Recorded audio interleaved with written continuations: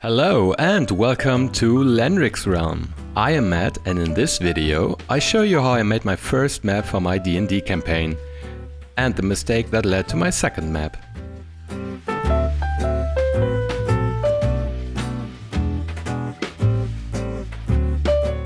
When you want to create a map, the first step should be looking for a shape that will represent your landmass. I went to this great fantasy map generator to find a suitable map, or at least an inspiration. And although I didn't find an island that felt right, it helped me think about the island, its history and therefore its look. If you want to try the random generator for yourself, I've linked it down in the description. With an idea in my head, I made a first rough sketch of Sekad, the island setting of my new campaign. On this island something terrible happened hundreds of years ago, and I wanted the shape to reflect that, like it's been torn apart and only held together by a small piece of land. In the east and in the west respectively, I've imagined 5-headed dragons looking over the island. Anybody familiar with D&D lore might be able to guess who one of those might be. In preparation, I've made a few test pieces and arranged them for reference later on. I'm just not that proficient with sketching or flat surface painting in general. I readied the handmade artist paper I specifically chose for its rough looks and got started with the first step.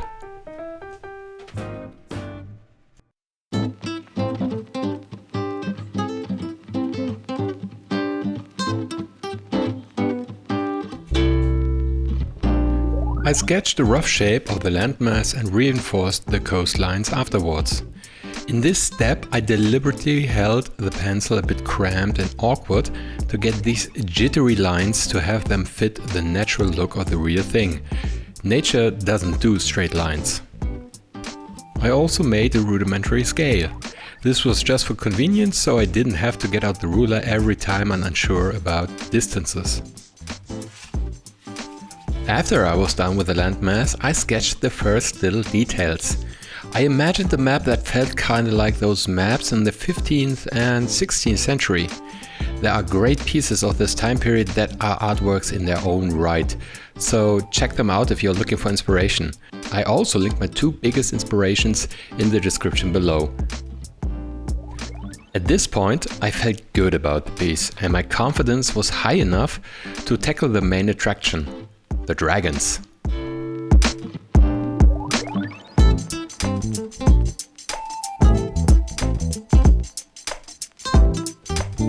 I worked out a look for each head beforehand and tried to bring them to the paper. It was at this point that disaster struck.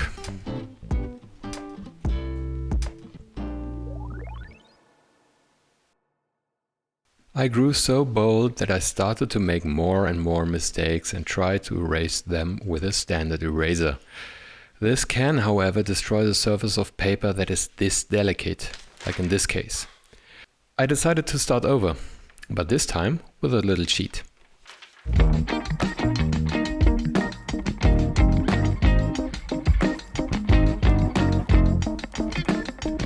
I took some transparent paper to somewhat save the parts I liked, like some of the dragon heads and other creatures that already populated the map. After that was done, I took a new paper, always by spares, and repeated the steps I made earlier. To copy the saved bits onto the new map, I took graphite paper, fixed it onto the map with a transparent paper, and traced the lines of the part I wanted to copy.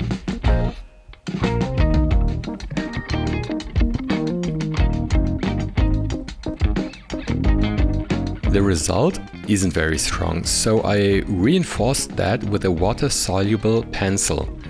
Another thing I've learned. Now I could erase my mistakes with a brush and a bit of water, which doesn't destroy the surface. Well, unless you overdo it.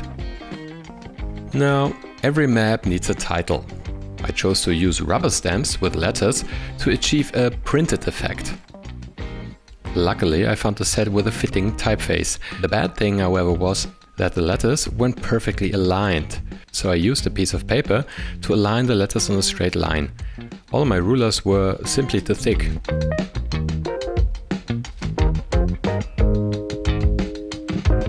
after I hand-printed the letters and reinforced them a little bit with a pencil, I sketched the borders for the title.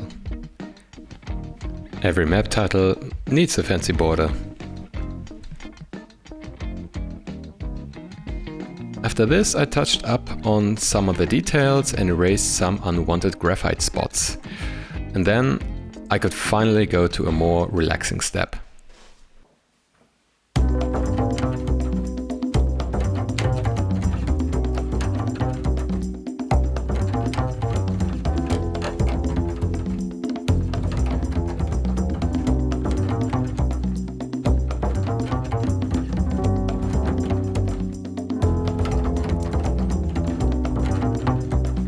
I traced all the outlines with water-resistant fine liners, a 0.1 size for the standard lines and a 0.05 size for smaller details and the shading.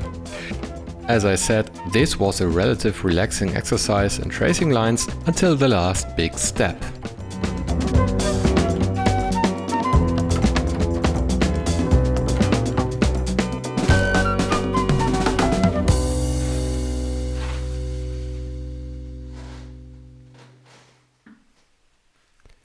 For colors, I went to a, for me at least, very unfamiliar set of colors, watercolors. I made sure my surface was somewhat leveled so that the water wouldn't flow downwards.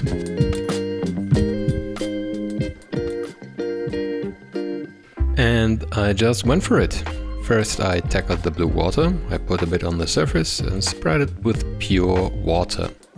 This way the color won't be so strong. All the oceans and rivers were painted in this manner.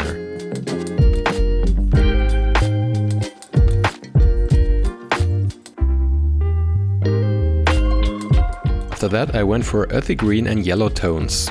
It was time for the landmass. And here you can see the beauty of watercolors. Like before, place your color, spread it out with water, and then place the next color and blend both together. You can see almost no effort.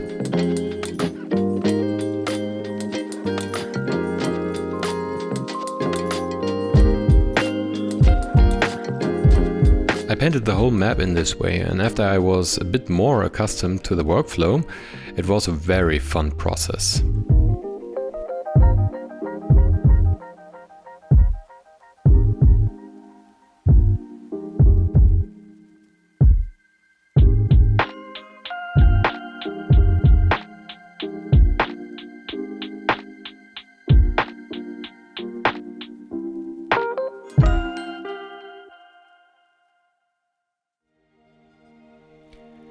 And with that, the map is done.